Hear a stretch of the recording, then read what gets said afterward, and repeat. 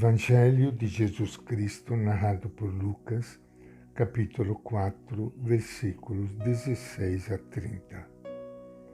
Naquele tempo, Jesus foi para Nazaré, onde tinha sido criado.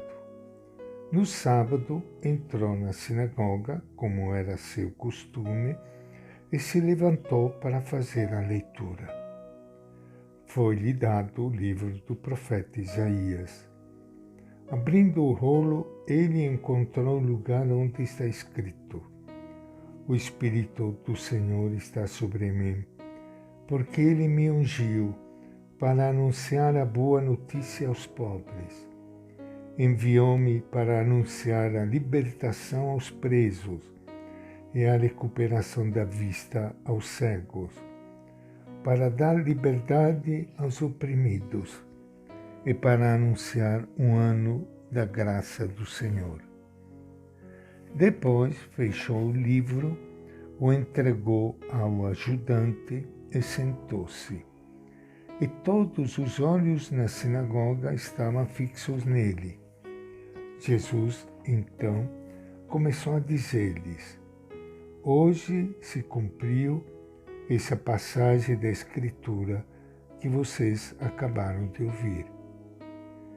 E todos falavam bem dele e se admiravam com as palavras cheias de graça que saíam de sua boca. E diziam: Não é este o filho de José? Jesus lhes disse: Com certeza vocês vão me dizer aquele provérbio: Médico, cura-te a ti mesmo. Faze também aqui, em tua pátria, todas as coisas que ouvimos dizer que fizeste em Cafarnaum. E acrescentou: Eu lhes garanto, nenhum profeta é aceito em sua pátria. Em verdade, eu lhes digo, havia muitas viúvas em Israel nos dias de Elias. O céu então ficou fechado por 3 anos e meio, de modo que houve grande fome sobre toda a terra. Mas Elias não foi enviado a nenhuma delas, e sim a uma viúva de Sarepta na Sidônia.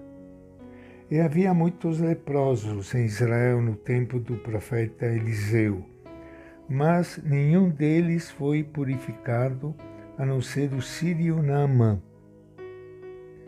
Quando ouviram isso, todos na sinagoga ficaram furiosos. Levantaram-se e expulsaram Jesus da cidade e o levaram até o alto do morro, sobre o qual a cidade estava construída, para fazê-lo cair lá de cima. Jesus, porém, passando pelo meio deles, seguia seu caminho. Esta é a palavra do Evangelho de Lucas. Iniciando hoje o nosso encontro com o Evangelho de Jesus, quero saudar e abraçar a todos vocês, meus irmãos e irmãs queridas, que estão participando do nosso encontro com Ele, nesse início de semana, e que a palavra e a bênção dele, nosso Mestre, ajude a todos vocês que estão me ouvindo neste momento a passar uma boa semana, vivendo as palavras que ele nos diz, porque as palavras de Jesus de Nazaré, o nosso Mestre, são verdadeiras palavras de vida. O primeiro olhar de Jesus não se dirige ao pecado das pessoas, mas ao sofrimento que arruína suas vidas.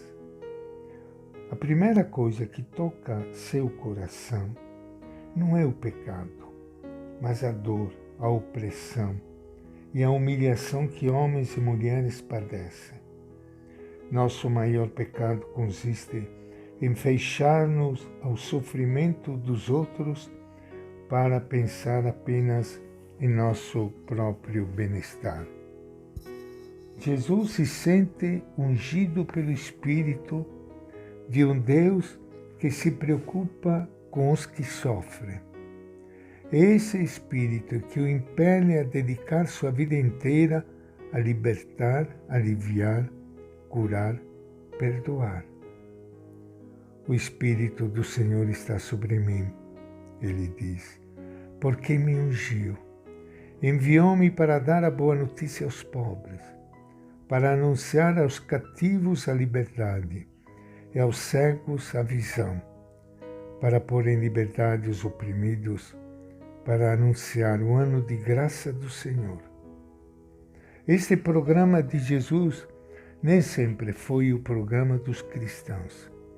A teologia cristã dirigiu sua atenção mais ao pecado das pessoas do que ao seu sofrimento.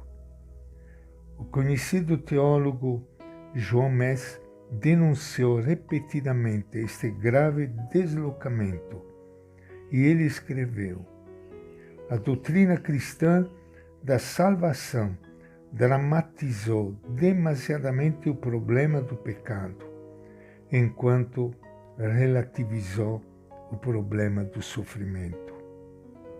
É assim. Muitas vezes, a preocupação com a dor humana ficou atenuada pela atenção à redenção do pecado. Nós cristãos não cremos em qualquer Deus, mas no Deus atento ao sofrimento humano.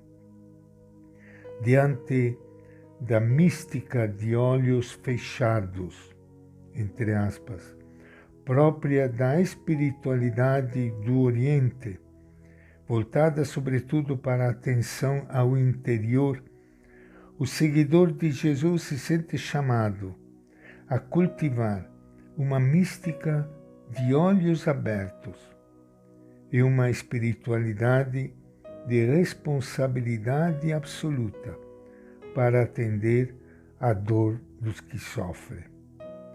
O cristão verdadeiramente espiritual, isto é, ungido pelo Espírito, é encontrado da mesma forma que Jesus junto aos desvalidos e humilhados. O que o caracteriza não é tanto a comunicação íntima com o Ser Supremo, quanto o amor a um Deus Pai que o envia para os seres mais pobres e abandonados. Como recordou o cardeal Martini, nestes tempos de globalização, o cristianismo deve globalizar a atenção ao sofrimento dos pobres da terra. E esta é a nossa reflexão de hoje, do Evangelho de Lucas.